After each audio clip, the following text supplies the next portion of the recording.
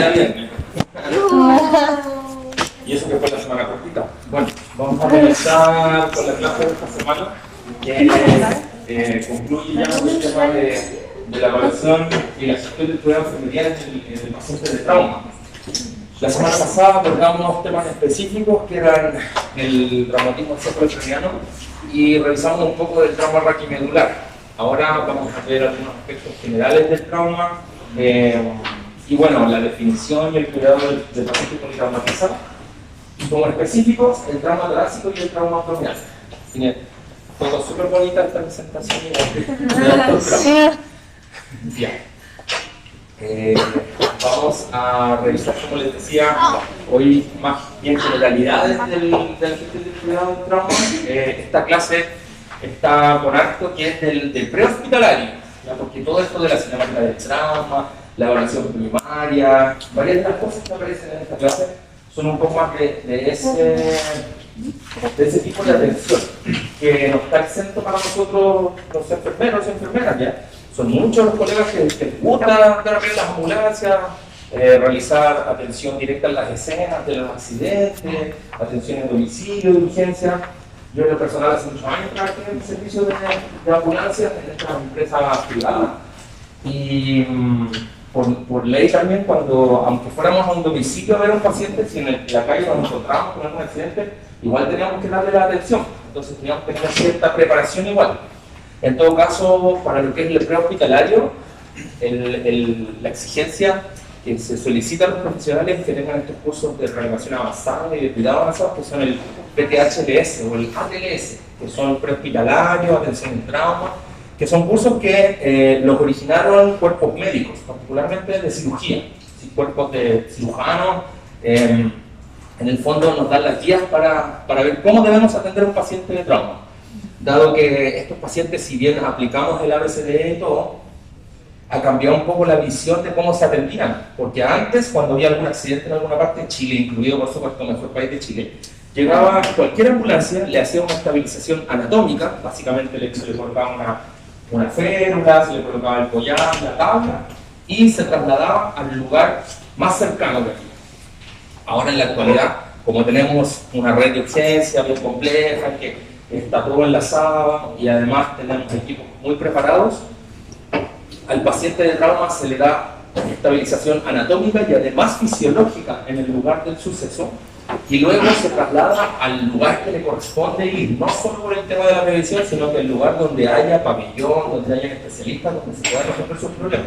Estos pacientes normalmente tienen que pasar por pabellón, hay que hacerle escáner, tienen que pasar por pabellón, entonces no se pueden ir a cualquier parte, porque vamos a perder tiempo y como ya sabemos, en los pacientes graves el tiempo es oro en el fondo, para resolver problemas en órganos específicos. Entonces, algunas de esas cosas las vamos a conversar hoy día y por supuesto les había adelantado también lo que era la cinemática del trauma, que es básicamente estudiar un poco de física. Nosotros los enfermeros ya suficiente tenemos con las matemáticas, nos enseñan física en pregrado. Después cuando empezamos a trabajar y si nos dedicamos a la UCI, a los lugares más complejos, ahí nos aparecen los flujos, las resistencias, las velocidades. En este caso, cuando analizamos al paciente de trauma tenemos que ver algunos aspectos de la física. Bueno, vamos a ver epidemiología, aspectos fisiológicos y lo que es el manejo básicamente médico-quirúrgico y cómo nosotros nos involucramos ahí con nuestra gestión del cuidado. Existen en el paciente de trauma que se define no solamente porque uno dice trauma, accidente vehicular, pero ese es uno de los tipos de pacientes de trauma. Están los accidentes vehiculares, las caídas de altura, las atriciones. La atrición es lo mismo que aplastamiento. Accidentes deportivos, ¿ya? Las lesiones deportivas se consideran obviamente como trauma. Y también, bueno, agresiones por terceros, ¿ya? Que nosotros se da con nuestro contexto nacional la lesión por arma blanca, por arma de fuego, etc.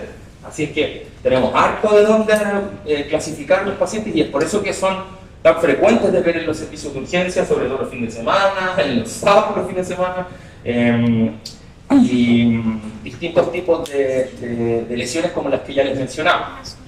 Ojo que caídas de altura no se refiere a que necesariamente tiene que ser un tercer piso, ya un lactante que se cae de 50 centímetros por descuido del cuidador y se golpea la cabeza, se fractura la clavícula y además tiene un TEC, eso también se considera un paciente de trauma, es una caída de altura proporcional para ese paciente.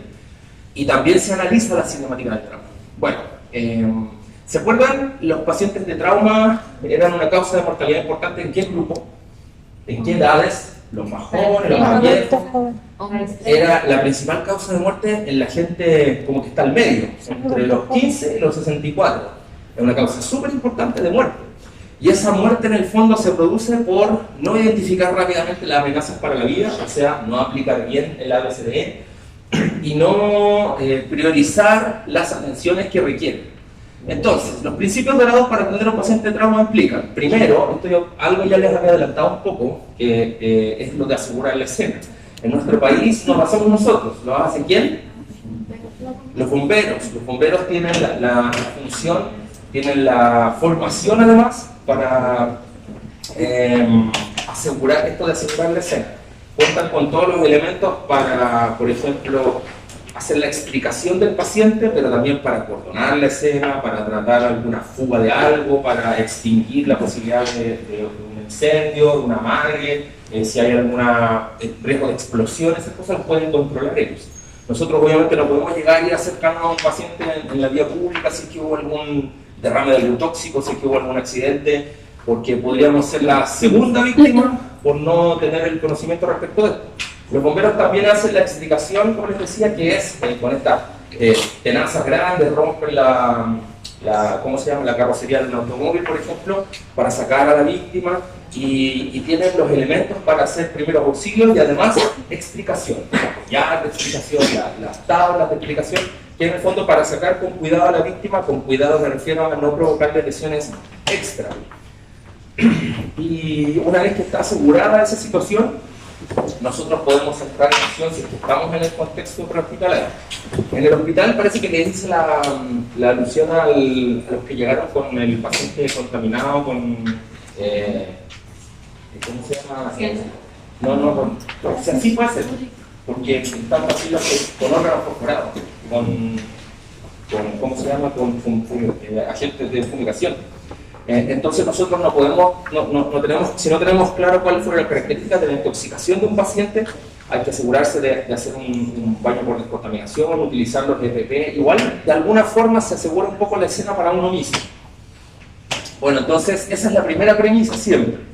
Luego, obviamente, tenemos que hacer la evaluación primaria para poder entrar a hacer la valoración primaria. Yo la semana pasada les dije que la evaluación primaria es algo que se hace súper rápido, en 30 segundos, para identificar si el paciente se responde, si tiene pulso y si está respirando.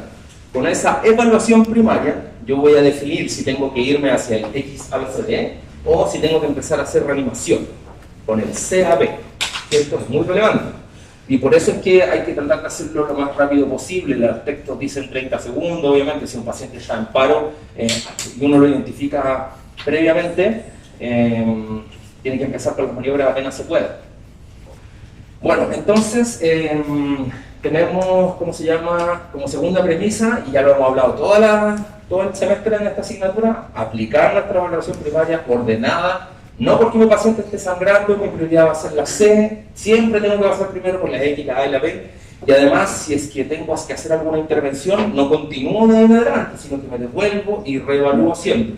Y la XABCD no se hace solo una vez, sino que se hace continuamente en los pacientes graves. Bueno, como tercera premisa está el tema de lo que les decía que se hace ahora. Al paciente hay que estabilizarlo en la escena, porque se cuenta ya con los recursos para hacer eso y transportarlo hacia el lugar más apropiado. O sea, en el caso del trauma, un lugar donde le puedan hacer un extracto, donde lo pueda ver un cirujano, un traumatólogo y además haya pabellón.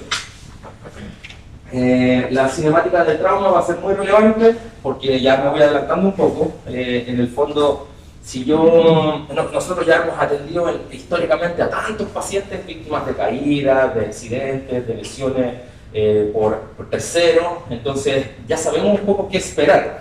Y esto se ha estudiado tanto que en los cursos estos de reanimación avanzada, prehospitalaria sobre todo, a uno le hacen como, se los digo por experiencia, a uno le hacen como las pruebas, le ponen ahí las fotos y dicen: el paciente tuvo un accidente de alta energía, era el copiloto y fue un choque frontal. ¿Cuáles son las lesiones que usted espera que tenga este paciente? El paciente era piloto y iba sin el cinturón de seguridad.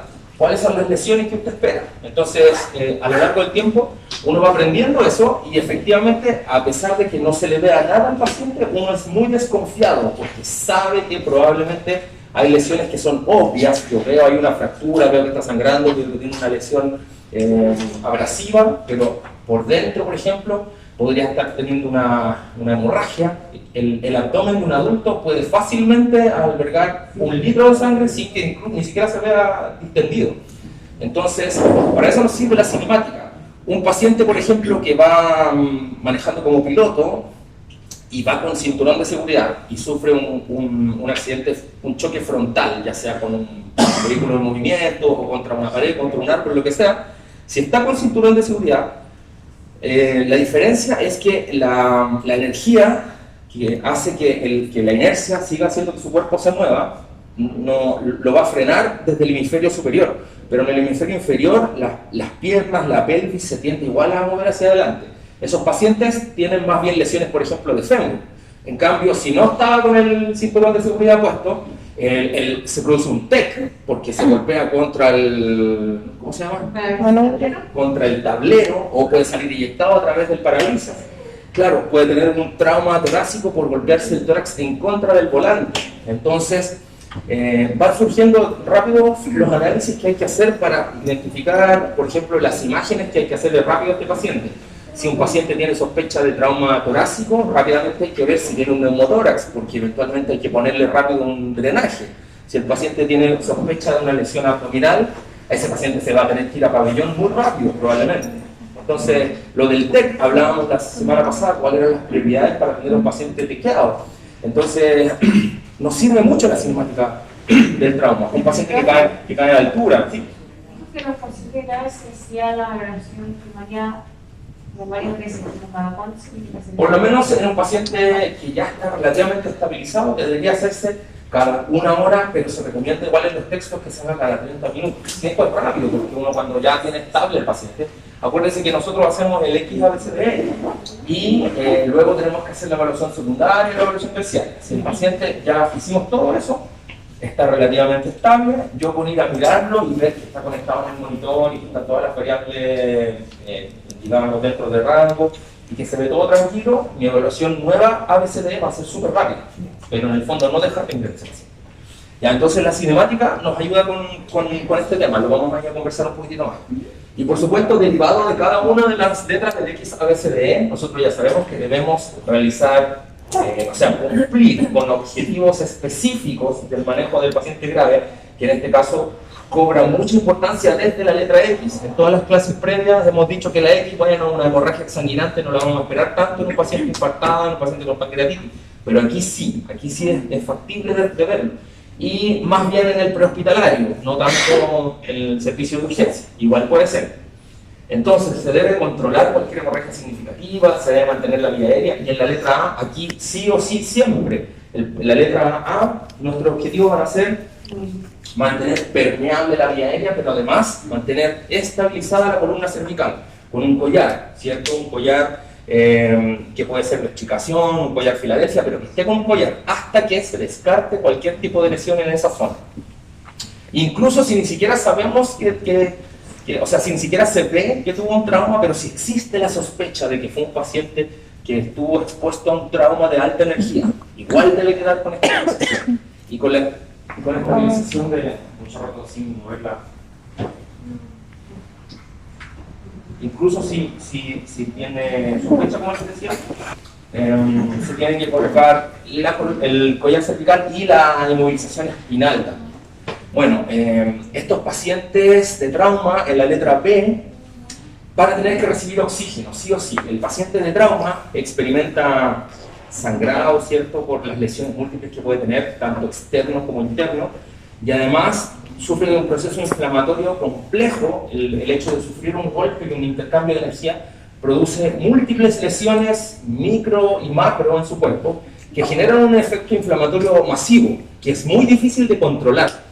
Y uno de los elementos que ayuda a controlarlo un poco es que se mantenga el metabolismo de las células con oxígeno. Entonces, aunque el paciente tenga EPOC, por ejemplo, igual al paciente de trauma, siempre va a haber que ponerle oxígeno al 100%, por lo menos en la etapa aguda, siempre va a tener que ser apoyado con oxígeno. Si no está respirando por su propia cuenta, por supuesto, va a haber que ventilarlo con bolsa mascarilla. Y otro de los principios que aquí se incluye, sobre todo desde la mirada del prehospitalario, es que en la letra C, cuando le vamos a colocar la piel venosa dentro de su libre y le empezamos a administrar fluidos, hay que hacer que esos fluidos sean, ojalá, tibios. En general en las ambulancias se maneja un poco este tema, sobre todo cuando van a rescates de accidentes de tránsito. Los pacientes quedan expuestos ahí en la intemperie y además hay que descubrirlos para hacerle la reanimación. Sabemos que la hipotermia, acuérdense que es una de las causas de paro, una de las causas reversibles de paro que no responde a terapia eléctrica o a la terapia del algoritmo. Hay que descartar la hipotermia y tratarla. Entonces, por eso también se utiliza el tema del líquido frío. Bueno, la estabilización espinal ya se las dije, y por supuesto el alivio del dolor. Está ahí al último porque en el fondo igual nosotros, si mi paciente está gritando porque le duele, pero está con una hemorragia sanguinante, tengo que solucionar primero la hemorragia, ¿sí? Porque yo puedo perder el tiempo, no perder el tiempo, pero no priorizar aquello y preparar una ampolla de algún analgésico mientras el paciente se me sigue desangrando. Entonces, hay que tener claro que en ese caso el alivio del dolor va a tener que estar, pero en su momento, ordenado de acuerdo a la valoración de la valoración primaria.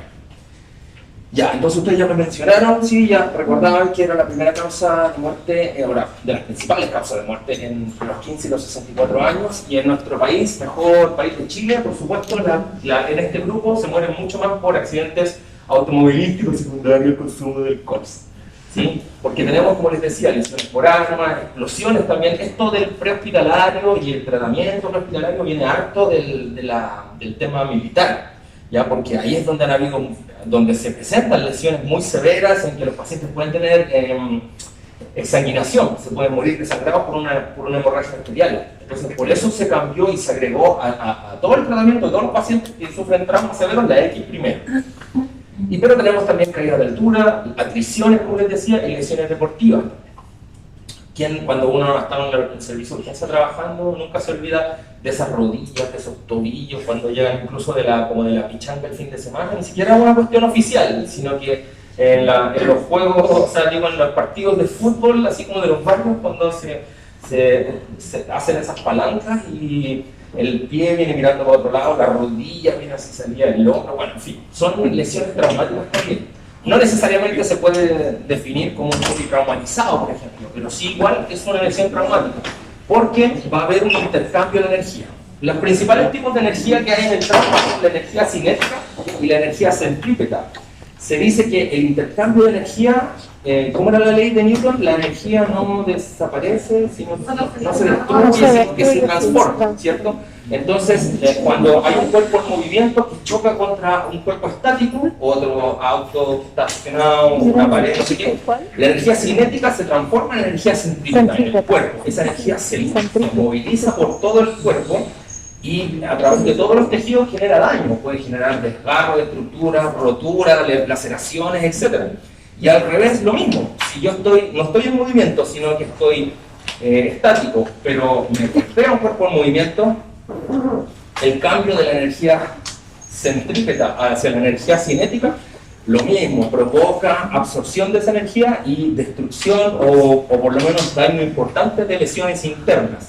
La cinemática del trauma nos explica que hay diferentes tipos de colisiones. Cuando un auto choca contra una pared, por ejemplo, o contra otro auto, se habla de la primera colisión, de la segunda colisión y la tercera colisión.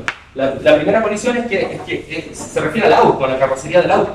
Choca el auto contra el árbol, aquí, por ejemplo, de forma frontal, y se deforma toda la carrocería del auto. Pero existe una segunda colisión, que es adentro. El cuerpo del piloto se golpea contra el panel, se golpea contra el volante. Desde la colisión 2 en adelante hablamos de la víctima, del paciente. Y la colisión tercera es cuando dentro del cuerpo de la víctima el cerebro se golpea contra la bóveda craneana, los órganos internos se golpean contra la pared ósea o muscular que los contiene y se pueden producir desgarros, por ejemplo, de estructuras. Entonces, uno cuando tiene esto en consideración sabe que cuando hay un accidente de alta energía, se considera de alta energía, por ejemplo, en el caso de los accidentes automovilísticos, cuando hay deformidad de la carrocería del vehículo. Si ya hay algún tipo de deformidad, eso es que fue de alta energía. Y si pasa, porque esto es cuando desde energía cinética a centrípeta, pero al revés lo mismo. Cuando yo estoy de pie y me atropellan, el primer golpe lo recibo, por ejemplo, en la extremidad inferior. Luego mi cuerpo se abalanza contra la carrocería del auto que me golpeó, ahí tengo una segunda lesión. Y luego mi cuerpo cae hacia el pavimento y tengo una tercera lesión. Entonces siempre se habla de los tres tipos de lesiones o de colisiones cuando analizamos la cinética del trauma. ¿Vamos entendiendo? ¿Va quedando claro, no? Sí, profe, y consulta, en ese caso de los tres tipos de colisiones, ¿igual ocurren de manera simultánea? ¿O no? Depende de cada uno. O sea, ocurren con intervalos muy cortitos en todo caso, pero ocurren. Ya sea que el paciente, por ejemplo, tenga o no puesto el cinturón de seguridad, igual va a haber el mecanismo de la desaceleración y la inercia que lleva al cuerpo a seguir el movimiento. Igual va a ser que haya cierto tipo de colisión, aunque no se golpee directamente contra el panel, igual alguna parte de su cuerpo va a golpearse bruscamente contra alguna otra estructura, y por dentro del cuerpo igual va a ocurrir estas lesiones por desgarro, por estiramiento, por desaceleración. Entonces, lo del tiempo, francamente, sería muy difícil de analizarlo en cada caso, pero de que existe, existe. ¿Sí? Entonces ya empezamos, ¿saben que tengo clase el viernes? Perdón, las principales causas de muerte en el trauma, y esto nos ha ayudado también a definir por qué se ha hecho el cambio incorporando la X, es que claramente más del tercio de los pacientes fallecen por pérdidas masivas de sangre. Eso implica que en el fondo hay que tener esto como prioridad. Ya antes siempre era la vía aérea, el paciente ahí desangrándose, pero no la vía aérea con el collarcito, no sé qué, entonces ya se entendió que era prioritario en el paciente de trauma pasar primero por la X para definir que hay que manejar una hemorragia importante de forma breve. Continúa la lesión severa a órganos vitales, como el cerebro, el corazón, el hígado, el diafragma, ya que pueden ser todos los anteriores también en un accidente como este, por ejemplo. Y por último, la obstrucción de la vía aérea y la insuficiencia respiratoria aguda. Si chequeamos, todo se condice con las principales causas del paro. Las dos principales vías del paro son el shock y la insuficiencia respiratoria, que son la misma causa aquí de muerte en el paciente de trauma. Se conoce también la tríada letal, que es el paciente que tiene peor pronóstico y muy probablemente tenga una alta probabilidad de fallecer cuando llega al servicio de urgencia frío, acidótico y tiene algún tipo de coagulopatía, que no se le pone nombre en el momento, pero un paciente que tiene dificultad para generar hemostasia, que sangra, es muy difícil de controlar esa hemorragia. Esto no pasa en todos los pacientes, a veces llegan con una, con otra, pero cuando ya tienen las tres, es un alto predictor de mortalidad del paciente que sufre algún accidente. Aquí, cuando hablamos de accidente, en esta presentación hay esta foto de auto chocado, pero acuérdense que no son solamente accidentes de tránsito. Caídas de altura, lesiones deportivas, la atrición, el aplastamiento, la explosión, etc. Entonces, ya sabemos que la cinemática del trauma tiene que ver con la física y nos explica lesiones. Aquí, por ejemplo, abajo ahí a la izquierda está la imagen de un motorista chocando contra un vehículo. Eso también está súper estudiado. El motorista que choca frontal y sale eyectado, normalmente y muy frecuentemente en esos pacientes tienen o fractura bilateral de fémur o tienen fractura en las muñecas, o a veces ambas, dependiendo de la velocidad. Ese es un factor muy relevante también de entender que mientras más rápido va el vehículo, la moto, lo que sea, más probabilidad tiene de que el daño sea aún mayor. Ahí les voy a mostrar estaba en la fotito de las colisiones, ahí estaba la fórmula de la energía. Entonces, los aspectos de la física que nos ayudan a entender son el intercambio de energía, que yo ya les decía, los principales tipos de energía son la energía del movimiento y la energía estática, la energía cinética y la energía centrípeta.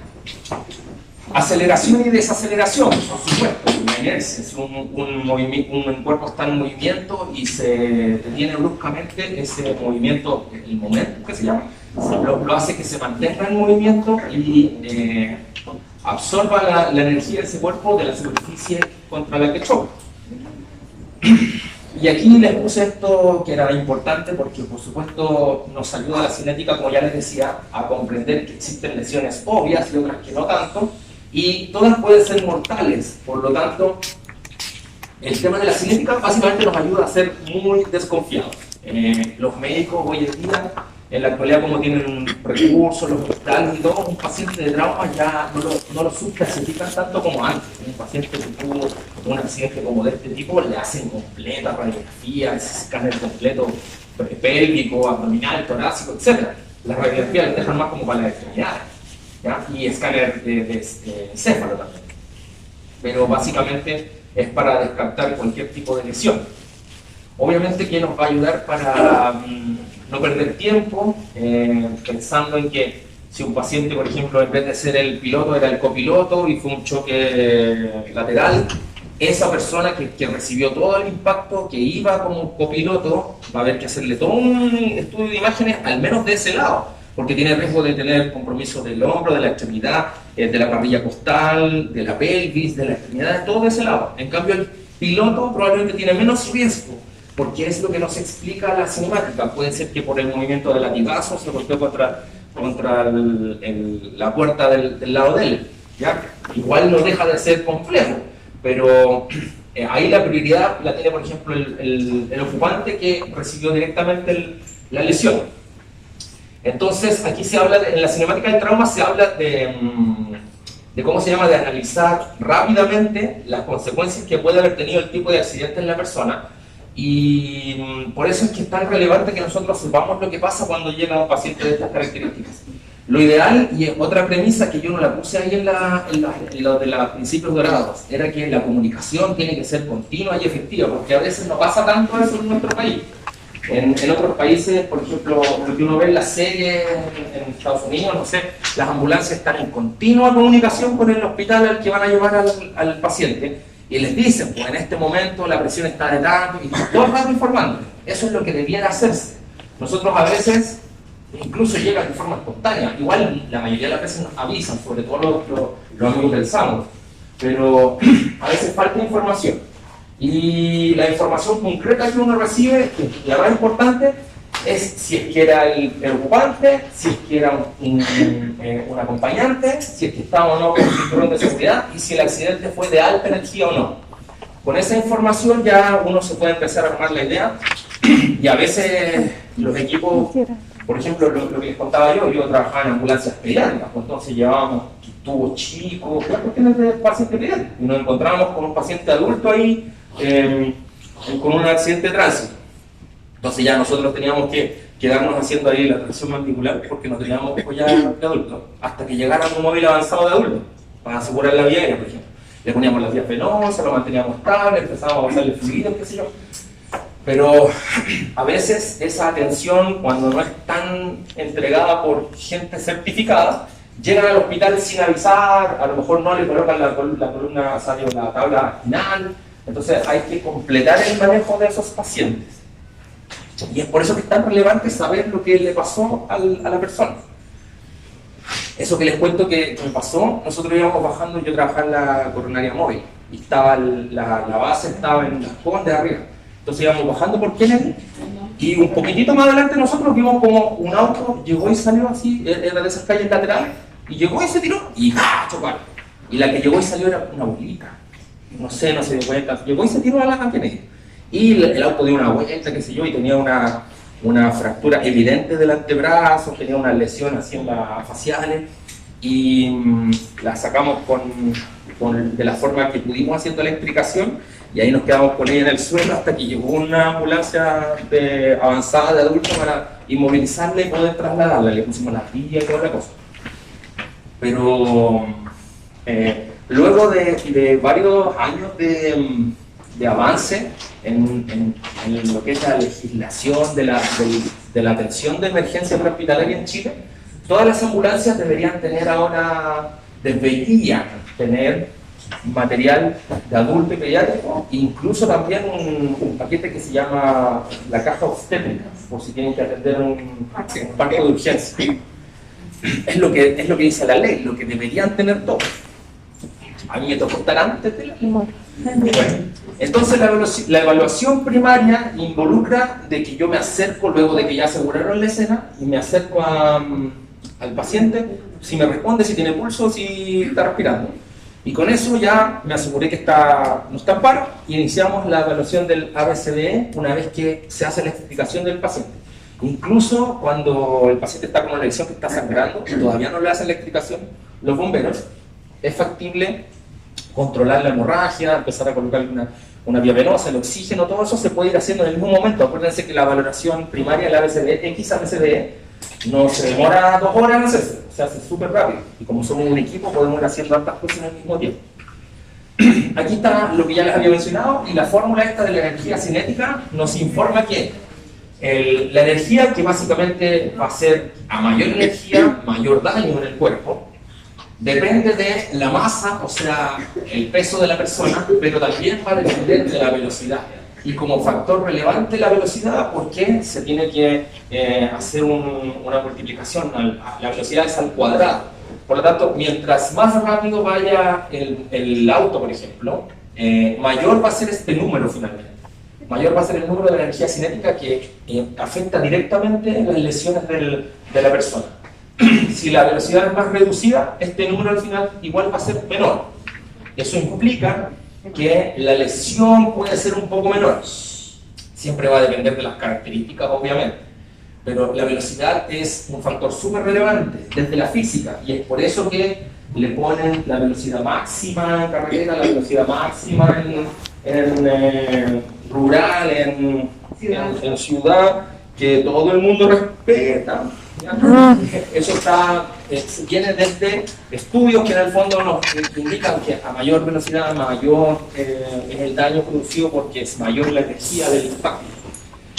Bien, ¿estamos claros hasta ahí? Cinemática del trauma, entonces, hay hartos videos en YouTube. Yo les recomiendo siempre uno que se llama Cinemática del trauma, entre paréntesis ATLS. Dura como 50 minutos, pero hay una parte entre medio que va analizando caso por caso. El paciente era el conductor y iba con cinturón. El paciente era el conductor, iba sin cinturón. A los que les interese, por supuesto, el tema del prehospitalario, y después quieran dedicarse a eso, tienen que igual hacer un curso de reanimación específico para el ambiente prehospitalario.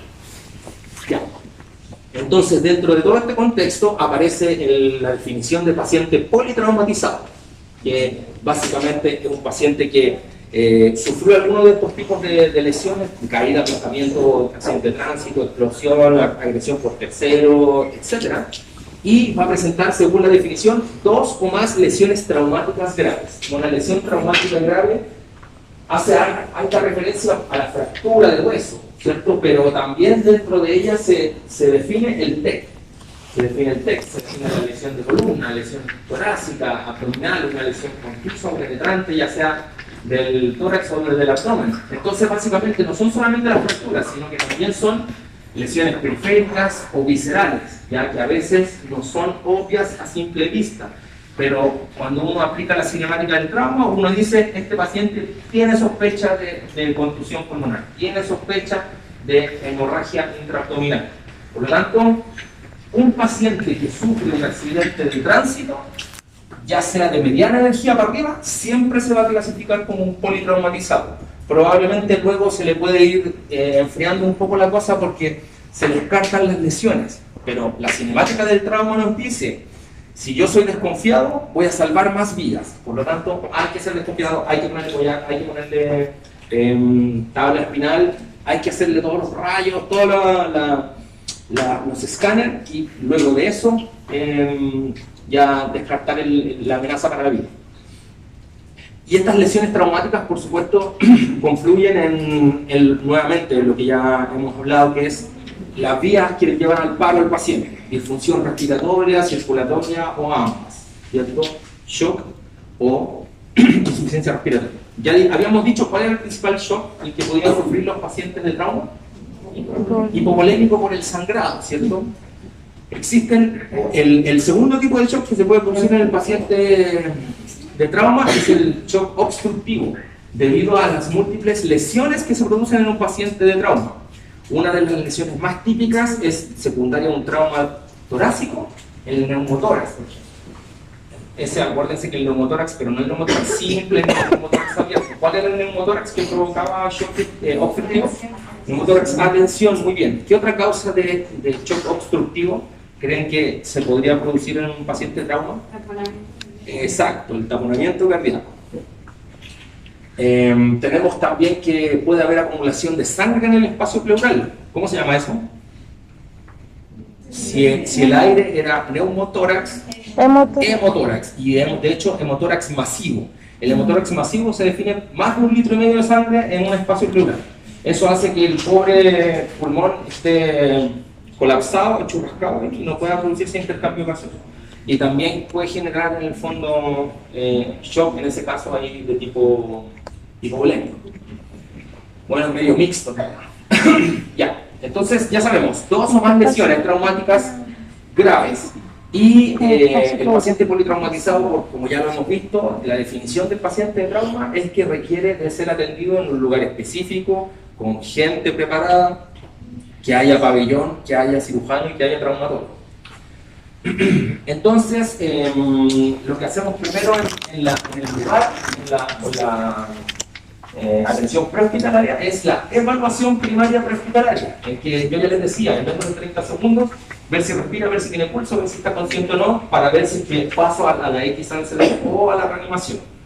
Y luego de la evaluación primaria, aplicando XABCD, las cosas que se tienen que descartar, sobre todo ahí letra por letra, son las principales causas de muerte de los pacientes de trauma, que son el shock obstructivo, secundario a taponamiento, secundario a neumotórax, y la insuficiencia cardíaca, perdón, la insuficiencia respiratoria, secundaria al hemotórax o el tórax volante. El tórax volante se define como... ¿Conocen la definición? ¿Tórax volante? No. Cuando un paciente de trauma presenta múltiples fracturas costales, 2 o más fracturas en 3 costillas adyacentes. Esa es la definición. 2 o más fracturas en 3 costillas adyacentes. Al perder la capacidad de la forma de caja torácica ósea, el paciente empieza a presentar una respiración paradójica, que se llama, porque no hay contención del tejido blando y empieza a presentar insuficiencia respiratoria. Asociado a ello, cuando hay fracturas costales, siempre se sospecha de que hubo contusión pulmonar y que el pulmón se rompió en alguna parte o empezó a sangrar y hay ocupación del espacio alveolar, sobre todo por sangre. Entonces, son situaciones que pueden llevar rápidamente a la muerte. Los equipos de prehospitalario comprenden esto y al hacer su XABCD, con la X parten de inmediato buscando lesiones en que haya hemorragias. ¿De qué tipo? La X, ¿cuáles son las hemorragias que rápidamente provocan examinación? Venosa, arterial. Arterial, ¿cierto? Entonces, descartan las hemorragias arteriales y si es que hay alguna, comprimen o le colocan algún agente hemostático o le colocan el torniquete y pasan a la siguiente. Y en la siguiente, entre la A y la B, evalúan cómo está la vía aérea, inmovilizan al paciente y rápidamente tienen que descartar con signos físicos específicos si tiene alguna de estas lesiones. Al hacer la palpación se dan cuenta si tiene, ¿cómo se llama cuando yo siento que hay movimientos de fragmentos óseos? ¿Cómo se llama cuando yo palpo eso? Tiene el mismo nombre que un ruido alterado. Crepitación. Uno palpa y comprende que hay crepitaciones por fractura. Ya, tienen que pensar rápidamente y si hay disminución del murmullo pulmonar o está abolido a algún lado, si uno ve que hay desviación en la línea media, digo, a ese paciente lo van a tener que intubar muy rápido, porque con eso se aseguran la A y la B en el mismo lugar. Ya en otros países utilizan todas las herramientas y la instrumentalización de la vía aérea que aparecen en los textos, que la epicotireotomía, que la traqueotomía de urgencia. En Chile nosotros utilizamos mucho más la intubación endotraqueal, ya tanto intrahospitalaria como extrahospitalaria. Igual algunos equipos andan con todas esas cosas, pero siempre utilizan más la intubación. De hecho en Chile como que solamente no se intuban y se usan esas cosas de emergencia los pacientes que tienen así la escoba en la cara porque tuvieron un traumatismo del macizo facial muy importante y como que no se ve nada, no se entiende por dónde intubar, abordan de manera inferior. Sí, suena como chistoso, pero en verdad son lesiones traumáticas muy complejas, ¿sí? El taponamiento cardíaco era, ¿cómo era la triada de Beck? Era ingurgitación yugular, hipotensión y disminución de los ruidos cardíacos. La triada de Beck, cuando un paciente de trauma se sospecha que pudiera estar, o sea, se ve que estaba mal perfundido. Las causas de la mala perfusión en un paciente de trauma, de acuerdo a la cinemática, son, si es que no tenía el cinturón puesto, puede ser una lesión abdominal o puede ser una lesión torácica. Y la lesión torácica puede ser o el neumotórax o el taponamiento. Y el taponamiento implica que yo cuando lo estoy ocultando no se escucha o se escuchan muy apagados los ruidos cardíacos. Eso es porque en el fondo la bolsa pericárdica está llena de sangre. Y además el paciente está hipotenso y tiene regurgitación yugular. ¿Qué era la triada? La triada de Beck es la triada clínica que es altamente, o sea, se asocia altamente con la sospecha de taponamiento cardíaco. Porque el diagnóstico de taponamiento cardíaco se hace con una imagen, con una ecografía o con una imagen más avanzada, pero para detectar que está la bolsa pericárdica llena de sangre.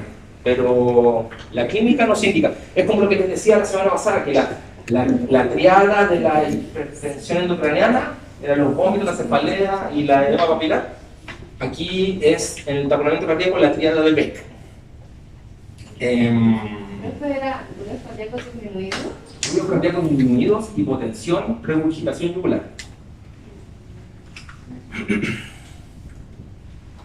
Ya, entonces la idea obviamente es descartar el paro y luego identificar rápidamente amenazas para la vida. En el prehospitalario los colegas andan con sistemas de drenaje que a veces son un poco más básicos, pero que cumplen el mismo objetivo. Que no andan con el Aquacil a lo mejor, pero andan con un sistema de válvulas de Henrich, por ejemplo, que ayudan a tratar el neumotórax. Ya, entonces vamos a ver ahora, ya viendo como ese tema de definiciones, de epidemiología y qué sé yo, ordenar un poco la cosa, que esto ya les va a parecer a lo mejor un poco repetitivo porque es el XABCD, pero con la mirada del paciente de trauma. Uno cuando recibe un paciente en la urgencia y termina así después la cosa, este paciente ya se fue a pabellón, porque quedó ahí de escoba. Uno igual queda súper contento de haber hecho un buen trabajo cuando lo hace ordenado, priorizado y le salva la vida a la persona. ¿Sí? Es siempre bueno, igual que en un paro, cuando uno atiende a este tipo de pacientes, juntarse después como equipo, ver qué es lo que se hizo bien, qué es lo que se podría hacer mejor, cómo se priorizan las atenciones y siempre tener en la mente que tiene que haber alguna persona con más experiencia que sea quien lidere esto. Porque va a estar siempre el médico ahí que su objetivo, nosotros sabemos que es curar. Nosotros, por otro lado, tenemos una función de liderazgo que es ordenar un poco la cosa, porque cuando llega el momento de la urgencia, de la emergencia, como que todos quieren hacer todo y todos se tiran encima, pero tiene que ser ordenado. Una persona al menos tiene que seguir en la cabeza con el X, A, B, C, D, porque va a ir uno que le quiere poner el monitor, a otro el oxígeno, a otro le va a tomar los vitales, entonces necesitamos un poco la cosa. Entonces, teniendo yo claro que para salvarle la vida a un paciente tengo que hacer las cosas ordenadas, yo voy en mi mente X, A, B, C, D, ya completé la valoración primaria, en la valoración secundaria ya seguimos con el examen físico, seguimos con el sample, ya lo monitorizaron, ya le tomaron los signos vitales, muy bien, pasamos a la terciaria si es que se puede, para que ya se gestionen los exámenes y las imágenes. ¿Ya? Pero siempre tiene que haber alguien que tenga en la cabeza ordenado seguir el X, A, B, C, D.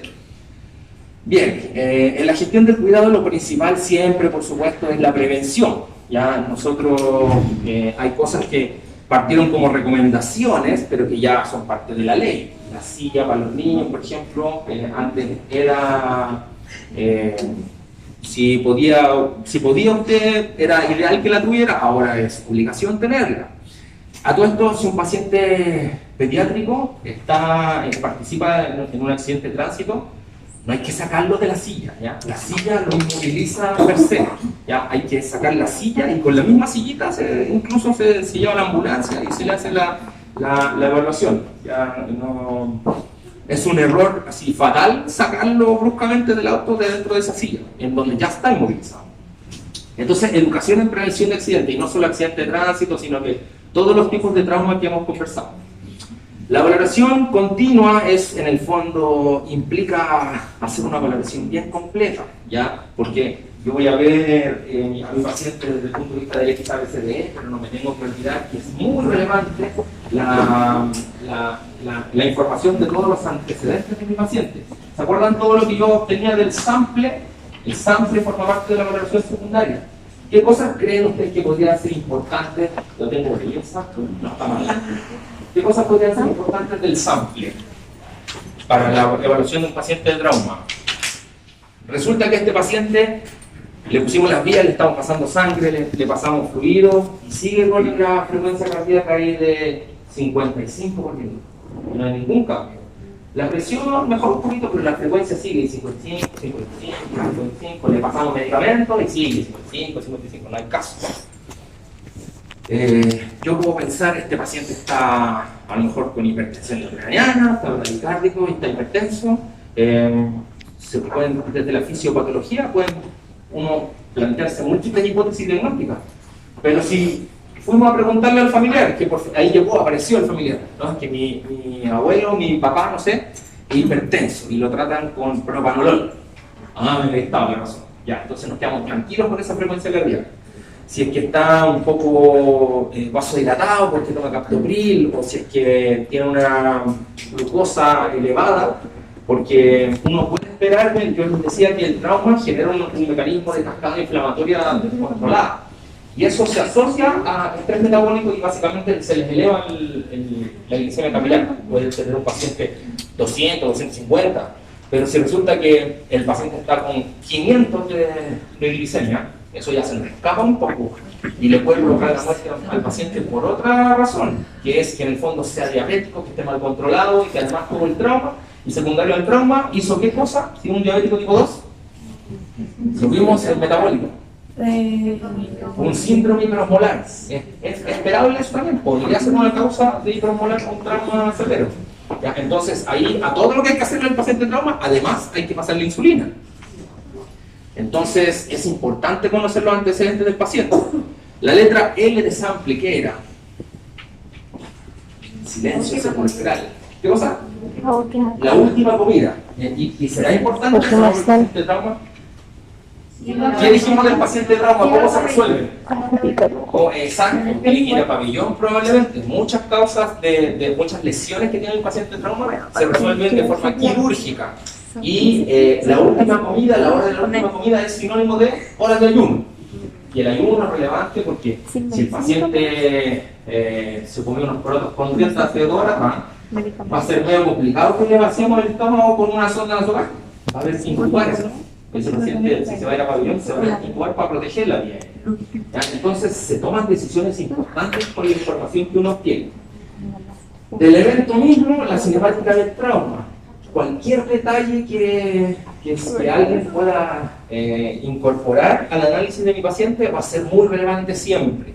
¿Sí? Porque, como les digo, hay lesiones que son obvias, pero otras no. Y cualquiera de esas lesiones puede provocarle la muerte al paciente. El post-evento ya eso se ve en la UCI, en los lugares donde van a dar estos pacientes, a hospitalizarse, obviamente. Ahí podemos ver un intercambio de opiniones abajo, donde le está agrediendo a una persona. Eso también puede ser una causa de tórax volante, ¿ya? Y sobre todo con lo malos que son ahora, nos basta con pegarle una vez y dejarlo en el suelo. No. En el suelo lo siguen matando a la persona. Entonces, la agresión por terceros es francamente una cosa de paciente politraumatizado en estos días. Bueno, entonces, repasando, valoración primaria, XABCD. Me faltó la E ahí, me faltó a mí. Y ya sabemos para qué nos sirve. La valoración secundaria tiene 4 cosas, ahí usted después la estudia bien, tiene 4 cosas la valoración secundaria. Y la valoración terciaria va a ser muy relevante para los pacientes de trauma porque necesitamos las imágenes, necesitamos confirmación. Si es que hay líquido libre, algún sangrado en el espacio pleural, en el espacio peritoneal, las fracturas muchas veces son evidentes, pero las lesiones de tejidos blandos no tanto. Entonces, es necesario que se hagan imágenes. Como les decía, para el esqueleto axial, no, el esqueleto axial necesariamente se tienen que hacer imágenes como el escáner.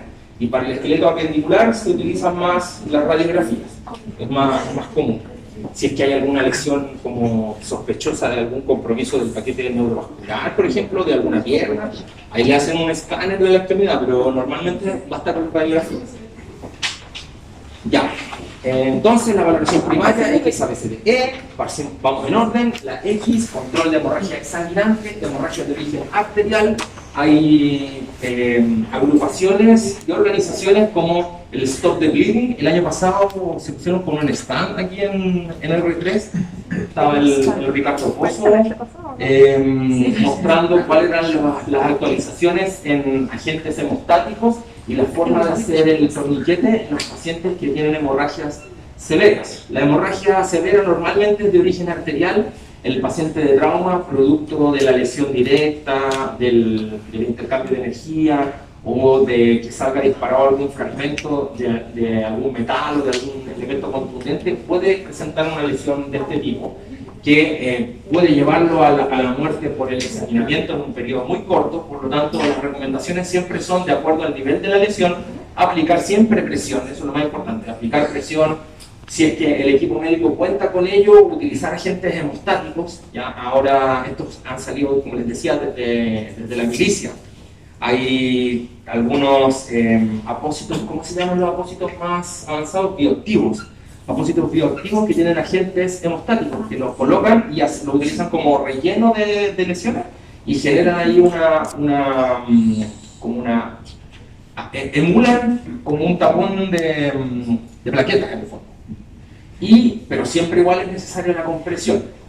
Y lo del torniquete, que antes se hablaba de que poner el torniquete, sacar el torniquete, poner el torniquete, sacar el torniquete, ahora se define que como el traslado debe ser lo más rápido posible, hay que aplicar el torniquete en el momento, colocándole la fecha, utilizando un ¿cómo se llama? Instrumento idealmente hecho para ello, ¿ya? Y lo más relevante siempre también es ponerle la hora del torniquete. Ya esto uno lo aprende bastante bien, como les decía, en los cursos de reanimación prehospitalaria, ya que es donde esto está súper incluido, porque uno se encuentra con esto muy frecuentemente.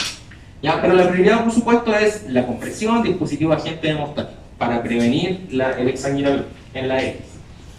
No abordo tanto en la letra X porque, como obviamente les digo, nosotros estamos orientados en este curso al intrahospitalario, no al prehospitalario.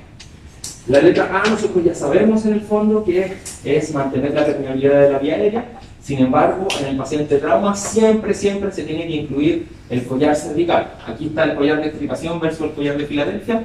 Las diferencias son que uno tiene dos piezas y el otro tiene una sola. En los hospitales vemos harto este collar, el de las dos piezas. Son un poco más blanditos, pero cumplen su función de inmovilización. En cambio, el collar de extricación, o sea, el Filadelfia, digo, es una sola pieza y se utiliza mucho más en el prehospitalario. El de Filadelfia. Es una sola pieza, normalmente están así estiraditos y uno lo acomoda el tamaño, tienen tallas, pero igual uno le acomoda como el alto del collar y la circunferencia del fondo cervical. Al paciente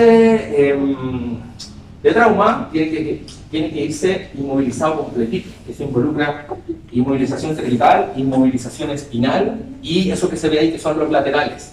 ¿Por qué creen que es importante colocarle laterales al paciente? Para que no se caiga, porque va amarrado en la ambulancia. ¿Podemos asegurar que un paciente de trauma siempre va a estar en Glasgow 15 y nos va a operar? Aunque esté con el collar cervical, algunos pacientes igual se están todo el rato moviendo porque o están confusos o tienen dolor. Entonces hay que prevenir la lesión cervical. Ya hablamos la semana pasada del trauma raquimedular, que puede ser parcial o incompleto, tiene capacidad de recuperarse, pero si el paciente se está todo el rato moviendo, podemos definitivamente generar una lesión completa e irreversible. Entonces los laterales se utilizan para eso, para tener absolutamente inmovilizada la columna cervical del paciente, ¿sí? Y de hecho está la inmovilización de los laterales, del collar cervical, la columna, y además hay unos pulpos que le llaman, que inmovilizan completo el cuerpo del paciente, lo llamamos así como momia. Pero eso es lo que hay que hacer. Yo les había dicho que uno de los últimos laboratorios que tienen, entre ustedes mismos se van a tener que ahí inmovilizar completo, ponerse en la columna, en la tabla espinal, los collares, los laterales, todo lo que porque eso tiene un orden. No se hace una cosa primero que la otra, tiene un orden y se trabaja en equipo para mirar la espalda, por ejemplo, bueno, ahí lo van a ver. Entonces la vía aérea tiene que estar permeable, en condiciones de que se mantenga permeable, definida por el que está haciendo la valoración, y el manejo avanzado en Chile, intubación, involucra la intubación. Sabemos que existen ruidos respiratorios normales y anormales, uno define si son ruidos de vía aérea alta o vía aérea baja, si hay sospecha de que hay alguna lesión de la vía aérea alta, hay que intubar rápidamente a ese paciente.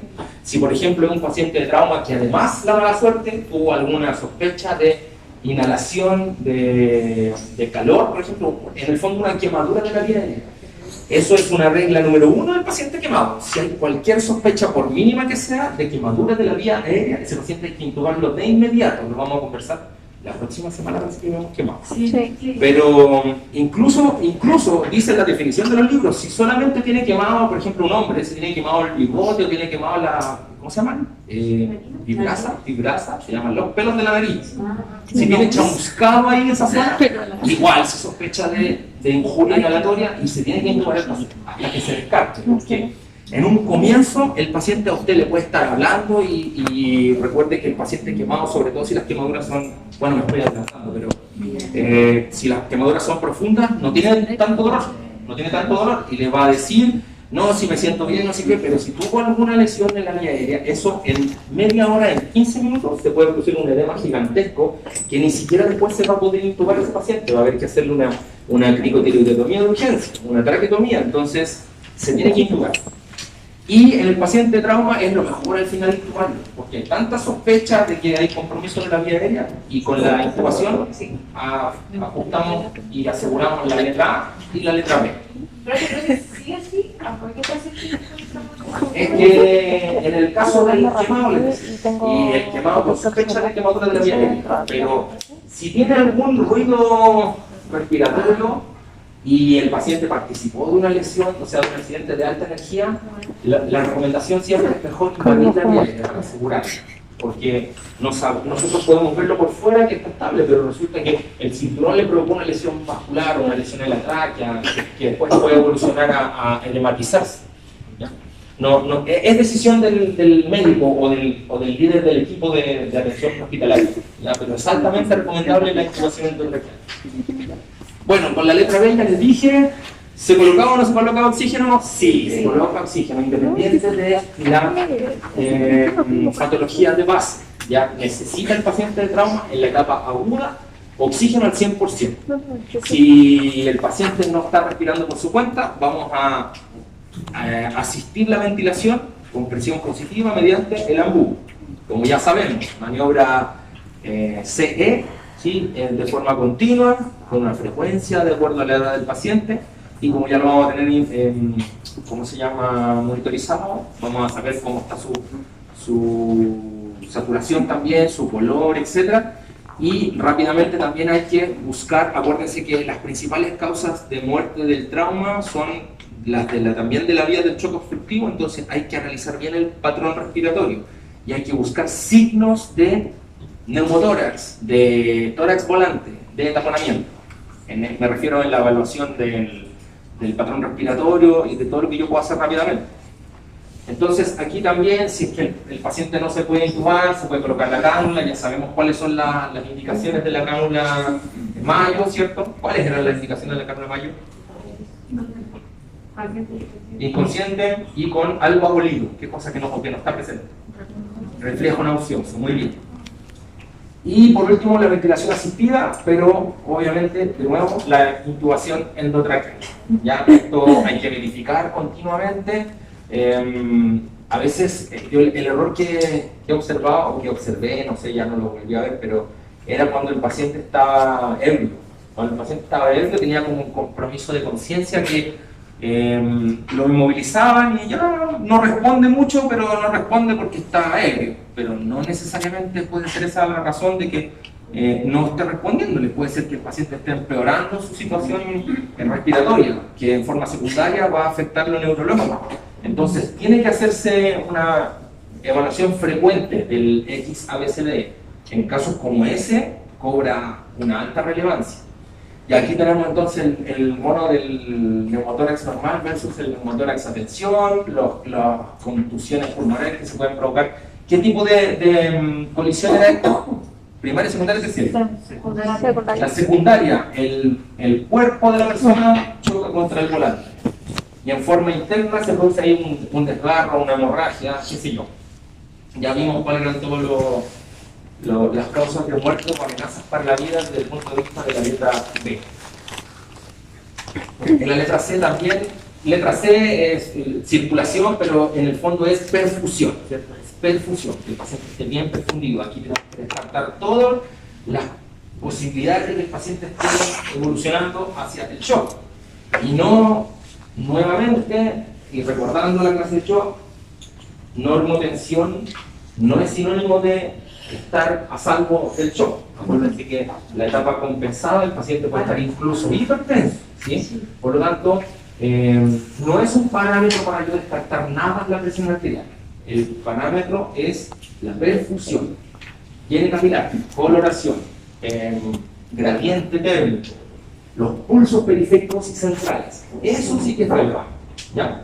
Los errores que se cometían también porque eran distintas y la guía en el fondo era utilizar el torniquete así como al final. ¿Se acuerdan que ganó mucha relevancia la letra X y dentro de eso el stop de bleeding con el uso del torniquete de forma rápida porque el paciente debe ser trasladado rápido también? Y hablábamos también de los fluidos tibios, ¿ya? Dentro del paciente de trauma. Lo otro ya lo conocemos. La pericardiocentesis es el manejo rápido para descomprimir el líquido o la sangre en un tratamiento cardíaco.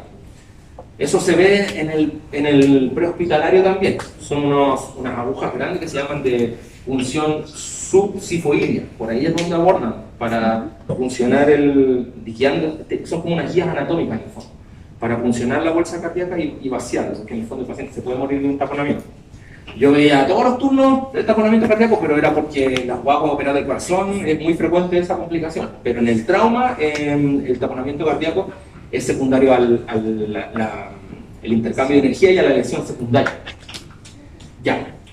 Entonces, situaciones de riesgo, aquí lo cambié porque decía sangramiento, y me sangraba, digo, hemorragia masiva, taponamiento cardíaco, paro, por supuesto, y ya sabemos que las recetas de cocina con respecto a los fluidos son que en los niños son 20 ml por kilo, en los adultos el médico nos indica de a 500, pásale 1 litro en media hora, etc.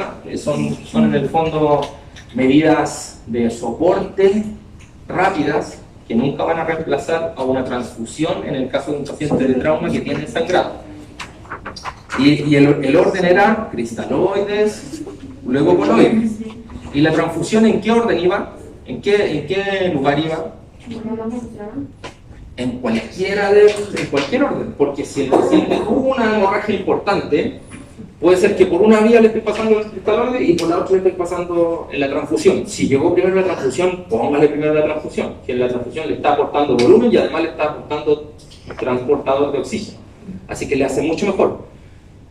Pero en orden de los fluidos siempre va a ser primero el cristaloide y luego el coloide. Y acuérdese también que el paciente puede hacer cardiogenia después del primer bolo de líquido. ¿Se acuerdan que yo les decía que en el shock al paciente, si le pasábamos el volumen muy rápido, después idealmente después del primer bolo hay que ir y palparle el hígado? Porque si el paciente hace hepatomegalia es que el corazón no se la está pudiendo con esa cantidad de líquido tan rápido que se la pasamos. Entonces puede hacer además un shock cardiogénico. Entonces eso significa que o hay que pasarle el siguiente líquido más lento, o hay que iniciarle la droga vasoactiva.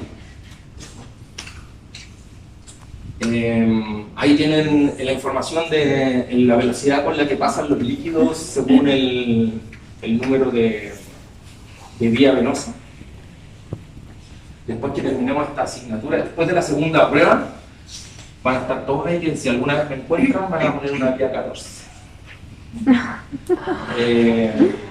Todo lo que implica la circulación también es una evaluación del ritmo, ¿cierto? Aquí acuérdense que esto no tiene prioridad por sobre la evaluación de la perfusión. La evaluación del electrocardiograma o de la monitorización, ¿qué valoración es? ¿Es primaria? No, no es primaria. secundaria junto con los signos vitales. ¿Ya? Lo que pasa es que, como ya hemos hablado, esto es didáctico, pero en la realidad somos varios los que vamos, hacemos estas cosas al mismo tiempo. Entonces, si lo tenemos ahí a la mano, ya incorporamos esta información, pero si no, pasamos a la letra D una vez que ya estamos estables aquí. Y si hicimos alguna intervención, por supuesto, nos devolvemos a la X, a veces, y continuamos, o sea, empezamos del principio. Las mismas fotos de la clase de la semana pasada. Pero bueno, la evaluación neurológica igual rápida es, como su nombre lo dice, tiene que ser rápida. Tengo que evaluar Glasgow, lo más puntual, Glasgow, pupilas, y ¿qué más se evalúa en la letra D? ¿Qué más puede alterarme la conciencia? Si está por el suelo, la glicemia, ¿cierto? El hemoglucotés. Las pupilas, el Glasgow, tomando el hemoglucotés al paciente. A veces la conciencia puede estar alterada cualitativamente, como les decía, en el caso de un paciente que está ahí coqueteado. Y nosotros, al evaluarlo secuencialmente, vamos a encontrar que puede tener alteraciones en las pupilas, por ejemplo. Ya eso nos desliga un poco de la evaluación de la conciencia, pero sí vamos a seguir haciendo evaluación neurológica.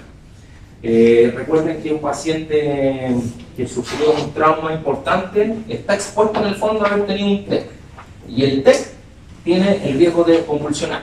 Entonces los pacientes, muchas veces los pacientes con traumas severos, los médicos deciden ponerle igual dosis de anticonvulsivante. Bien, la letra D entonces ya incluye cosas como en la evaluación. ¿Sí? ¿Cuál es la diferencia entre la ortorragia y la ¿Cómo? La diferencia entre esas entre la otorragia y la otorragia. Sí. Algo sale del canal auditivo externo. ¿Qué sería aquí? Sangre. Por lo que tenía claro, y aquí. ¿Qué más puede salir dentro de la cabecita? Líquido Líquido cefalorraquídeo. cefalorraquídeo. Ya. ¿Ya? Y rino por la red. Sí. ¿Sí? Ahí en la fotito, esos no son mocos, es como expresa la idea de la rinorrea y la otra. Aquí está. Bueno, Con el cualquier fío de la lesión motora sensitiva en contexto de trauma raquimedular, como lo conversamos la semana pasada, hay que evaluarlo. Y además tiene que estar la inmovilización espinal. El paciente de trauma, cuando tiene alguna lesión en la cabeza, acuérdense, la gente se asusta mucho cuando son lesiones como más chiquititas que involucran la cabeza. La cabeza, como contiene el cerebro, el principal órgano del cuerpo, tiene que estar muy bien irrigada, tanto por dentro como por su superficie. Entonces cualquier lesión, por pequeña que sea, sangre, la gente se asusta mucho. Uno tiene que controlar esa situación. Pero recuerden que el paciente que tiene un TEC, lo que nosotros estamos viendo ahí puede ser chiquitito, pero esa es la lesión primaria. Y el paciente no se muere de la lesión primaria, se muere de la lesión secundaria. Entonces, tenemos que tomar todas las medidas que ya conversamos la semana pasada respecto del TEC. Manejar la presión sistémica y todo lo que se puede hacer para disminuir la presión intracraneal. Hay que hacer, por supuesto, contención y limpieza de esas lesiones externas, pero en el fondo recordar que es muy vascularizado y que va a ser muy exagerada el sangrado. Ahí está lo del Glasgow, al ingreso, cada 30 minutos, ir haciendo registros comparativos. Y les decía también la semana pasada que cuando usted le ponga ahí Glasgow 12, y si no le pone nada más, eso está malo, tiene que ponerle Glasgow 12, entre paréntesis, ¿está disminuido qué? La respuesta motora, la respuesta verbal, la apertura ocular, para ir haciendo comparaciones en el avance de la evolución del paciente. Esto también ya lo vimos. Esto es diferente. Aquí salen signos de aumento de la presión intracraneana, pero cuando el paciente está inconsciente. Cuando el paciente no me puede referir, no lo veo que está vomitando, no me puede referir la cefalea. Signos sugerentes de que hay aumento de presión en la cabeza es bradicardia e hipertensión. Igual, aquí esto hay que tener un análisis del sample también, porque como les decía, resulta que el paciente está bradicárdico y yo digo, tiene hipertensión intracraneana, pero a lo mejor era por el medicamento que está tomando que está bradicárdico. Entonces, por eso es relevante el sample también, porque yo le puedo empezar a poner suero hipertónico para tratarle la PIC y resulta que no está con hipertensión intracraneana. ¿ya? Por eso es bueno. Esto ya se lo hablé la semana pasada, ¿cierto? Los compartimentos, todo eso. Eso era el lo importante de hacer la letra E, de la exposición. He estado ahí cuando colegas con menos tiempo dicen, pero le rompemos la ropa, es que le vamos a romper la ropita. Porque uno trabaja en la urgencia y sobre todo que recibe pacientes de trauma, y los que trabajan en prehospitalario andan siempre ahí con la tijera de explicación, la tijera hasta que le rompe toda la ropa. Y sí, da lo mismo la ropa, hay que cortarle la ropa, no hay que rompérsela, aunque sea broche, aunque sea brochada, no sé, filo, hay que romperle la ropa, así hay que ver al paciente. Es que yo he visto que esa es la razón por la que se cuestionan si romperle la ropa o no. Y se ve tan bien, ¿para qué le vamos a romper la ropa así? Las lesiones no obvias matan al paciente. Ya, así que hay que desnudar al paciente, que al final si se queda hospitalizado ese paciente, no se queda hospitalizado con ropa, o sea, igual con una pata. ¿Ya? Puede que se vaya a pabellón. Entonces, siempre debe vestirlo, cortar la ropa, evaluar, palpar, como dice ahí, sistemática y minuciosamente. Es una evaluación rápida la de la exposición. Pero yo les comentaba, parece, que a veces vemos un paciente de trauma y que se ve súper bien ahí por encima y no tenemos idea por qué está con insuficiencia respiratoria, por qué está, y le hacemos la letra E, lo miramos y atrás está ahí asomado el mango del cuchillo. Entonces es súper relevante esto. ¿Qué otra cosa forma parte de la letra E? Dice ahí abajo, el primer, cubrirlo para evitar la hipotermia. La temperatura. Ya sabemos que la hipotermia es una de las H en el paro, entonces hay que tratar eso.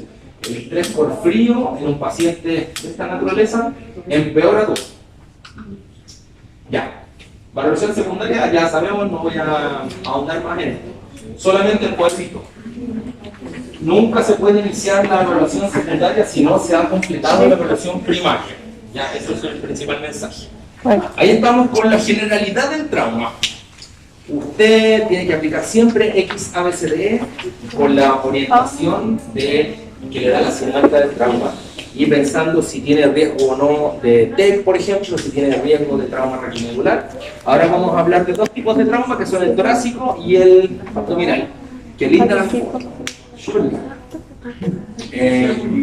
El trauma torácico y el abdominal, y adelante un poquito, se clasifican en abierto y cerrado, o se llama también contuso o penetrante, que es básicamente si hay pérdida de la continuidad de los tejidos blandos, ¿ya? Y eso va a darle mayor gravedad. En el trauma torácico, sabemos que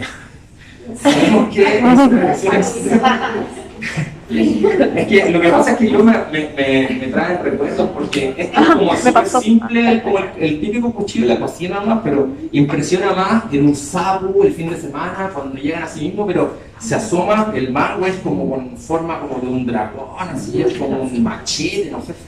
Son brígidos estas lesiones. Obviamente no es para la risa, pero bueno, aquí estamos en un contexto diferente. Esta es como una lesión igual que puede comprometer no solo la estructura pulmonar, sino que también cardíaca. Puede provocar, de hecho se llama la penetrante cardíaca, la penetrante torácica, la lesión por arma blanca. Y dentro de todas las lesiones torácicas por agresión de terceros, existe la agresión por arma blanca y la agresión por arma de fuego. ¿Cuál creen ustedes que es menos mala? Esta es la menos mala. ¿Por qué? Porque toda la vida siempre nos han dicho, si hay una persona que tiene un cuchillo, no hay que sacárselo, porque esa lámina de metal puede estar justo haciendo hemostasia, comprimiendo los dos espacios que cortó, por ejemplo. Entonces, a la persona en pabellón idealmente le tienen que sacar eso, una vez que tienen ahí el abordaje anatómico directo para tratar cualquier lesión de un vaso sanguíneo o qué sé yo.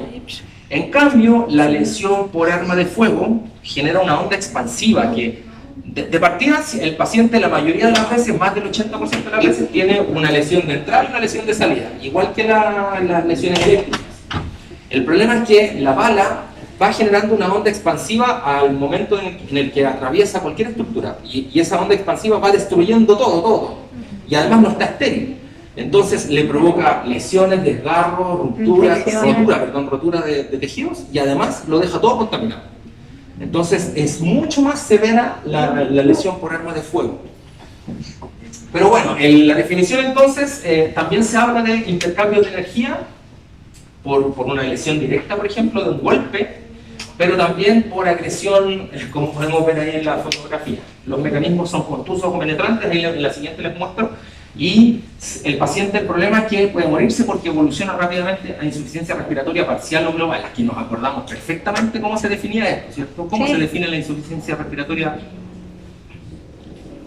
Me asusta este silencio. La insuficiencia respiratoria se define como una PO2 menor a... Pasó la primera solemne, no olvidamos. Materia pasada, materia Y privada. parcial, cuando además tenía elevada ¿qué cosa? La PO2 por sobre 45. Ya, muy bien. Todavía tengo fe. Escuché las respuestas por ahí. Ya me la puse también. El trauma torácico ese es como unos ojitos que lloran. Deberíamos tener. El trauma Es que torácico no se tengo la presenta plata. en La un de porcentaje 58 lucas igual la tiene mi menor papá. de pacientes. Sin embargo, tiene una alta tasa de mortalidad porque se asocia a las lesiones que ya hemos conversado, el neumotórax, al taponamiento, que son los que llevan a la muerte a los pacientes de trauma. Y afecta principalmente a hombres jóvenes, ¿ya? Que son los que se les ocurre hacer estas cosas. Bueno, igual se han visto por ahí dramas pasionales. Hay mujeres negras también, pero no, estadísticamente más hombres por agresiones. Ahí ya es un poco más sofisticado el arma, ¿eh? Entonces se clasificaban, como les decía, en trauma abierto o cerrado. En trauma abierto o cerrado, si es que había o no pérdida de continuidad de la caja torácica en este caso. ¿Ya? Y el trauma abierto se llama también penetrante, que puede ser por arma blanca o arma de fuego, y el trauma cerrado o contuso, que era, por ejemplo, en la colisión, en la segunda colisión, ¿ya? Pero también puede ser por atriciones, por caída, etc.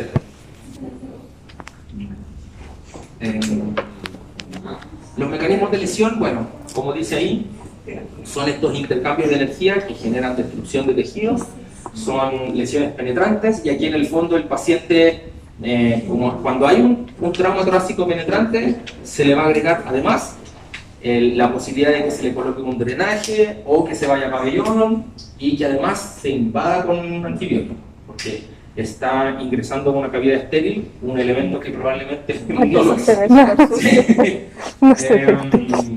Y las complicaciones del Hay que trauma ponerle torácico, ahí las tétano pueden también. ver, ya son más de las mismas que derivan en insuficiencia respiratoria o en shock Se ve como oxidado. obstructivo. Entonces, puntos a recordar del trauma torácico: siempre va a ser prioritaria la valoración primaria, siempre, aunque llegue el paciente ahí con el cuchillo ahí, el machete insertado, siempre igual hay que ser primero X, A, B, C, D, todo en orden. ¿Ya? Se considera la intubación endotraqueal en paciente inestable, ya lo hemos conversado eso, ¿sí? Y el paciente politraumatizado, lo mismo también les dije.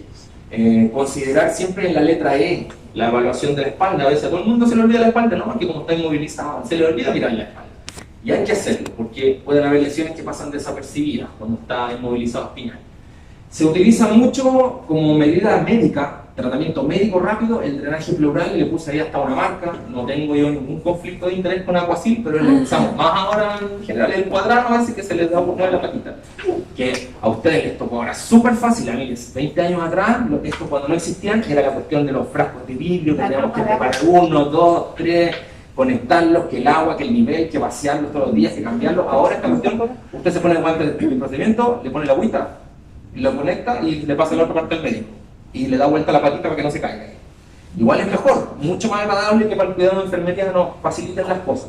¿Ya? Pero como es muy frecuente en el trauma torácico, el neumotórax, el hemotórax, etc., se utilizan mecanismos de drenaje. Al respecto de esto mismo, la convención esta de cirujanos, los que hacen el ATLS, definieron que el neumotórax a tensión cambió la forma de hacerle el pinchazo al paciente, porque antes decían cualquier hemotórax, neumotórax se pinchaba en el quinto espacio intercostal, en la línea media, pero el neumotórax a tensión se tenía que pinchar en el segundo espacio siguiendo la línea media clavicular.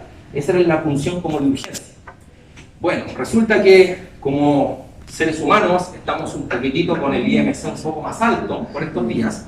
Se han hecho muchos estudios en que estos pacientes que los han pinchado ahí no llegan al espacio pleural, aunque usen una aguja grande, no llegan. Y el paciente tiene peor pronóstico, incluso se pueden morir por el neumotórax. Entonces se definió que, chao, se pinchan todos los pacientes en el quinto espacio.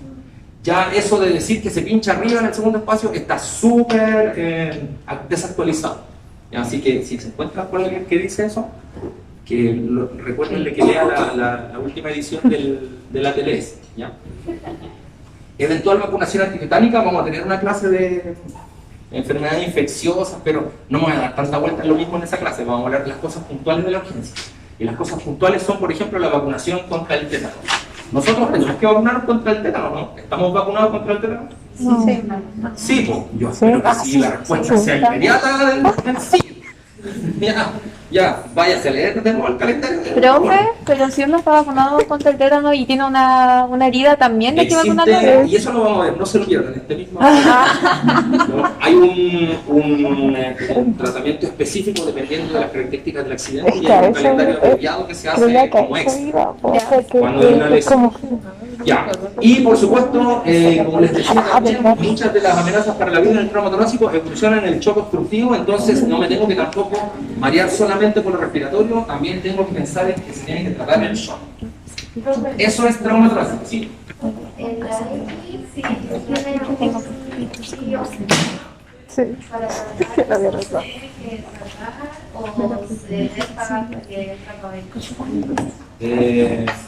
o sea, como les mencioné, el tema de la lesión por arma blanca que llega al paciente con el objeto, con el arma, se tiene que dejar ahí hasta que el mismo cirujano en el pabellón reduzca, porque tiene que hacer una evaluación anatómica ahí en el mismo momento, en que sacan el arma y por un abordaje quirúrgico ven que no haya ninguna lesión, o si es que hay alguna lesión la reparan de inmediato. Porque si la sacan antes puede ponerse a sangrar sin un tórax o generar una lesión mayor, pues porque resulta que yo al sacar el cuchillo en el lado del filo termino de cortar alguna cosa, entonces lo tienen que hacer en pabellón. Además que ahí le hacen inmediatamente aseo quirúrgico, le tiran antibiótico ahí local, aparte de tener un antibiótico sistémico. Eso, ¿alguna duda entonces? Por último tenemos el trauma abdominal, cambió de lugar ahí el cuchillo a la parte de arriba y en la parte de abajo es una lesión de una escopeta hechiza que genera una lesión por múltiples fragmentos y en el fondo también es un intercambio de energía. La lesión abdominal es básicamente clasificada de la misma manera, ya sea cerrada, o que también se llama contusa, o una lesión penetrante o abierta. Analicemos un poco fisiopatología. Si tengo una lesión penetrante, un cuchillo, no sé, lo que sea, en el abdomen, ¿qué le puede pasar a esa persona? ¿De qué se puede morir? De sepsis, ya, porque puede hacer obviamente una infección en una cavidad que está estéril. ¿Y qué más puede pasar? Claro, puede haber un sangrado, ¿cierto? Que lo puede hacer evolucionar el choque hipovolémico. Y esas son las dos causas de muerte en el paciente con lesión abdominal. Puede evolucionar hacia el choque hipovolémico y puede evolucionar hacia la peritonitis en el fondo y la sepsis. Entonces, eso nos da a entender que al paciente con trauma abdominal, primero que todo, la cinemática del trauma nos va a hacer sospechar de una lesión abdominal. Ya sabemos que, les decía yo antes, que el abdomen de un adulto puede contener más de 1 litro de sangre y ni siquiera verse distendido. Por lo tanto, cuando un paciente llega choqueado y no se le ve ninguna lesión, lo que primero sospechan los equipos siempre es que hay una hemorragia interna. Y esa hemorragia interna normalmente está ahí escondida en el abdomen. Entonces, eso nos implica a nosotros, como gestores del cuidado, que debemos preparar rápidamente a ese paciente para que se vaya a pabellón. El paciente con lesión abdominal normalmente se tiene que manejar en el pabellón. Y por otro lado, el tema de la sepsis nos obliga también a rápidamente obtener información, sobre todo si es que tiene alergia en ese paciente, para iniciar el tratamiento antibiótico profiláctico. Sí, porque ese paciente, acuérdense que la peritonitis es un tema grave, la infección y la irritación del peritoneo puede llevar rápidamente al shock séptico y a la muerte. Y el shock séptico, yo se los decía que estos mecanismos de cascada inflamatoria, de interleuquina, de citoquina, leucotrieno, factor de necrosis tumoral, toda esa cuestión es súper complicada de manejar. Una de las únicas cosas que lo logra manejar relativamente es el inicio de los antibióticos de forma precoz. Es una de las cosas que más ayudan. Y por eso es que, sabiendo que nuestros pacientes se mueren o desangrados o infectados de shock séptico, tienen que ser esas nuestras prioridades en el cuidado, desde el punto de vista del trauma abdominal. Ya, entonces dice aquí, una pérdida considerable de sangre puede estar presente en la cavidad abdominal sin un cambio dramático en la apariencia. Entonces, uno ahí ni siquiera pueden haber signos evidentes todavía de irritación peritoneal. ¿Qué signo de irritación peritoneal conocen? Lo vimos en el 703, pediatría, apendicitis. Y yo le tocaba y no le dolía cuando le tocaba, le dolía cuando le tocaba. ¿Cómo se llama eso? Es un signo. Bloomberg. El signo de Bloomberg es un signo de irritación peritoneal, pero localizado. Si un paciente tiene una hemorragia, tiene una lesión importante que está provocando peritonitis, el paciente puede llegar incluso con abdomen en tabla, con una resistencia muscular dolorosa incluso en toda la pared abdominal. Eso, mientras va desde localizado a generalizado, nos habla de la gravedad del asunto. Y bueno, aquí los mismos mecanismos: lesión directa, golpe directo, desaceleración en el paciente que tiene el choque y se golpea el abdomen contra el volante, por ejemplo, y por dentro se desgarra alguna arteria mesentérica. ¿Qué colisión es esa? Primaria, secundaria, terciaria. Terciaria. Terciaria, ¿cierto? Se produce un desgarro dentro del cuerpo. Aquí parece que está eviscerado. Parece. Tenemos una lesión abdominal abierta, ¿cierto? Penetrante, que en el fondo hay pérdida de continuidad. Y bueno, y ahí está, el tórax comprometido, pero hay una evidente evisceración. Las lesiones abiertas y cerradas tienen diferente compromiso de los órganos. Ya, normalmente los traumas abdominales cerrados comprometen más bien a vísceras, ¿cómo se dice? Sólidas, como el hígado y el vaso. Es súper frecuente que en un accidente de tránsito el vaso explote, que haya una lesión horrenda del vaso o que haya una laceración hepática. En cambio, en el trauma abdominal abierto por agresión por tercero, arma blanca, tenemos compromiso de víscera hueca, como el intestino particularmente. ¿Ya? Entonces esas son las principales diferencias y obedecen a diferentes mecanismos, ¿cierto? Normalmente en la penetración al abdomen hay, por supuesto, agresiones o uso de armas. En cambio en el otro son más bien contusiones o aplastamiento o también absorción de la onda explosiva. En el manual de la TLS, del prehospitalario, hay un capítulo entero de explosiones. Y así como existe la colisión primaria, terciaria y secundaria, en la cuestión de las explosiones llega como hasta la octava. Que primero la onda expansiva empuja el cuerpo, que por dentro el cuerpo, no sé, son muchísimas. Esos son detalles muy específicos, pero a quien le interese, me puede escribir un correo y le mando el manual de la TLS, que lo tengo. Y esto ya lo conversamos, ya me lo dijeron ustedes muy bien. Mecanismos patológicos son obviamente la hemorragia, que va a llevar al choque hipovolémico, y la lesión de órganos, que se va a producir que se vierta su contenido y provoque peritonitis y sepsis. ¿Qué pasó? ¿Se acabó la mano? No, y a la prueba. Perfecto. Nosotros hablamos en morfología y en nuestro análisis semiológico de los 9 cuadrantes del abdomen. Sin embargo, en trauma esto se tiene que reducir para hacer una referencia rápida a los espacios en donde están las vísceras sólidas y huecas para identificar dónde hay mayor probabilidad de daño. Si el paciente puede colaborar y puede explicarle, hay que considerar que sea muy descrito en la ubicación del dolor, dónde le duele más, en qué cantidad le duele, y signos de defensa voluntaria, que son los signos de irritación peritoneal. Esto nos va a ayudar mucho más a que el diagnóstico sea más certero. Sin embargo, la lesión abdominal se va a manejar siempre en pabellón. Le van a tener que hacer alguna imagen. En la urgencia a veces les hacen ecografía para ver rápidamente si tiene líquido libre, si tiene sangrado, peritoneal, no sé. Pero el paciente tiene que irse normalmente a pabellón. Así que ahí hacemos todos los cuidados preoperatorios que ya conocemos. ¿Cómo prepara usted a un paciente para que se vaya a pabellón? La vía venosa, los exámenes. confirma el ayuno con el sample, la evaluación secundaria. ¿Qué más? Le coloca alguna cosita. La firma del consentimiento, chequear la firma del consentimiento. Las vías, sí.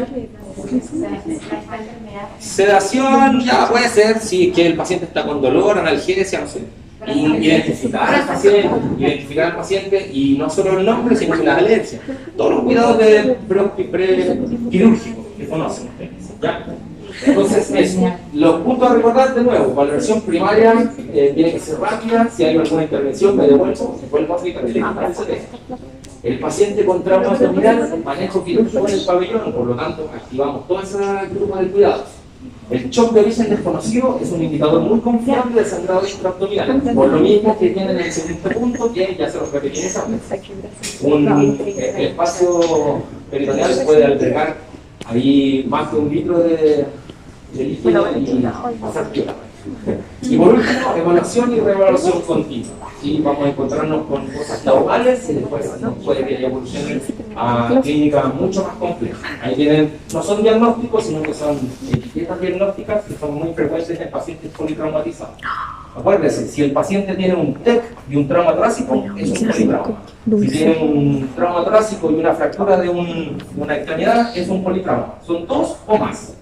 Lesiones graves desde el punto de vista óseo, una fractura importante de un hueso grande, un hueso largo, ¿cierto? Y además la clínica de un trauma de cualquier zona. En esta asignatura no hablamos del trauma pélvico, ¿ya? Porque es un poquitito más específico, no hacemos tantas cosas al respecto, pero el trauma pélvico igual es de resolución quirúrgica.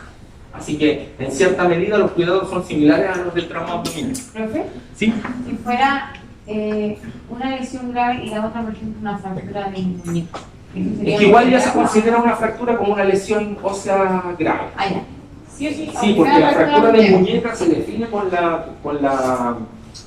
complicación, o sea, digo, la participación de la fractura tanto del radio como del músculo. Entonces, por eso se considera igual una lesión ósea grave. Esa es una lesión menor, pero el problema es que la cinemática del trauma nos dice sospeche todo hasta que se confirme. Entonces, de entrada, como les decía, los pacientes con accidentes de tránsito, todos son clasificados como politrauma. Este era el trabajo autónomo, y había un paciente de 35 años, lo transversamos, era hasta la leche. Era un paciente de 35 años que llegó traído por el SAMU, lo atropellaron y ingresó consciente, claudio 14, inmovilizado completo, una circulación 15 litros, vía venosa de encefalograma permeable. Ya le hicieron otras cosas que el paciente en el hospital. Destaca el examen físico, asimetría de ventilación, créditos en parrilla costal izquierda, abdomen doloroso, distribuido y rígido la palpación, tiene capilar lento. Está hipotenso, taquicárdico, respira eumeico, saturno 93. Diagnósticos médicos: neumotórax izquierdo, trauma abdominal. ¿Qué tenemos que hacer para valorar primero a este paciente? Nuestro proceso enfermero, déjense decirle PAE, por favor. Proceso enfermero es, en este caso, primero valoración, y la valoración tenemos que seguir el X, ABCD. X, ¿hay alguna cosa aquí? No. En la historia no hay alguna cosa de hemorragia arterial que pueda estar provocando exsanguinación. No. Podemos pasar a la siguiente. La letra A. ¿Algo de la letra A? Sí, está con mascarilla. ¿Eso es de la letra A? No, eso es de la letra B. ¿Hay algún indicio de que esté comprometida la vía aérea, que no esté permeable? Por ahora, aparentemente, no. La vía aérea, además, pensemos en ruidos respiratorios de la vía aérea. No hay referidos. Ya, entonces, está inmovilizado. Acuérdense que en el trauma necesitamos que esté inmovilizado. Collar cervical. Dice ahí que está inmovilizado completo. Yo entiendo que eso es collar cervical, así que estamos bien con la. Pasamos a la siguiente, la letra B. ¿Hay problemas? Acuérdense que yo en el trauma busco amenazas para la vida. ¿Hay amenazas para la vida en la A? No. En la B, ya está el diagnóstico ahí. Tenemos un paciente que está con un neumotórax. Entonces, ¿qué debiésemos hacer con este paciente? ¿O qué va a hacer el médico? Que nosotros vamos a tener que estar ahí supervisando, apoyando, realizando los cuidados. ¿Cómo se maneja el neumotórax? Un neumotórax con un drenaje. Probablemente le van a hacer una punción para drenar ese aire. Así que vamos a tener que supervisar eso. En el peor de los casos, el paciente se compromete más. ¿Qué va a haber que hacer? Intubar. Con la intubación aseguramos A y aseguramos B. Y de ahí se desprenden todos los cuidados en la asistencia de la intubación, en la asistencia de la instalación del drenaje, bla, bla, bla. Puede ser que sean las dos cosas, que haya que intubarlo y que además haya que funcionarlo para poner el drenaje. ¿Qué hacemos a continuación? Ya se le puso el drenaje. Volver a la... Eso, muy bien, nos devolvemos y empezamos de nuevo. X, A, todo bien, B está estable. Pasamos a la siguiente, la letra C. ¿Hay problemas en la letra C? Está hipoperfundido. Por lo tanto, en un paciente de trauma, la principal causa de muerte cuando está hipoperfundido es el shock. Y si no hay ninguna otra, ¿hay alguna situación que nos diga por dónde pudiera estar el problema del shock? Sí, el abdomen. En el abdomen. Entonces, este paciente, ¿qué va a haber que hacerle a este paciente? ¿Se va a ir a dónde? A pabellón. Entonces, nuestro cuidado es rápidamente todo lo que involucra prepararlo para el pabellón. Todo lo que ya ustedes me dicen. Después de la letra C, ya, entonces supongamos que las vías, los exámenes, fluidos, mejoraron los números, mejoró el llene capilar. ¿Qué hacemos ahora? Volvemos, muy bien, volvemos otra vez. X, A, B, C, D, chequeamos, o sea, A, B, C, chequeamos que todo esté bien. Y ahí recién pasamos a la letra D. ¿Qué hacemos en la letra D? ¿Qué tenemos información aquí? Tenemos el Glasgow. ¿Qué nos faltaría? Yo les dije que eran 3 cosas. Igual. Le miramos las pupilas y le tomamos un hemoglucotest. Tenemos que tener esa información. Y volvemos a aplicar el Glasgow, a ver cómo está, porque le pasamos fluidos, porque le pasamos, se le hizo una punción. Puede ser que esté mejor, puede ser que esté peor. ¿Ya?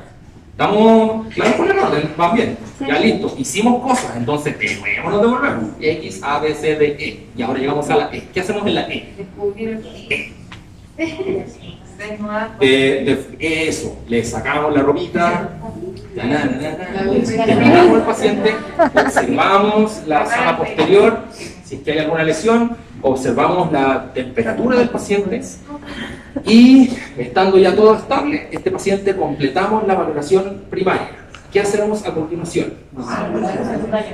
La valoración secundaria, particularmente ¿qué cosa? Ya dijimos que se va a ir a pabellón. Antecedentes, horas de ayuno. Muy bien. La sample, ¿se acuerdan que la letra E era como la escena? La letra E en el paciente de trauma es sinónimo de cinemática del trauma. La letra E es todos los eventos relacionados con el accidente. Y eso es cinemática del trauma. ¿Ya? Entonces, ¿estamos claros? Sí. Hicimos todo. Describa brevemente la valoración, diagnóstico de enfermería. Bueno, diagnóstico de enfermería aquí tiene alterado. ¿Qué patrón? Respiratorio. Si nos vamos en orden también, X, A, B, C, ahí vamos a ver cuál es el que va primero. Eso mismo nos va a guiar también para saber cuál es el diagnóstico respiratorio. Tiene alterada la perfusión, etc. Muy bien. Eso sería. ¿Cuántos? ¿Cuántos? Aquí son como 5, igual. Y hoy son caletas. 20, 25, 30, 32. Ah, está bien. Entonces, ¿qué cosa? 32 cuchuflis bien ricos. No, son 30 cuchuflis más 2 camas llenas de manjar con chocolate.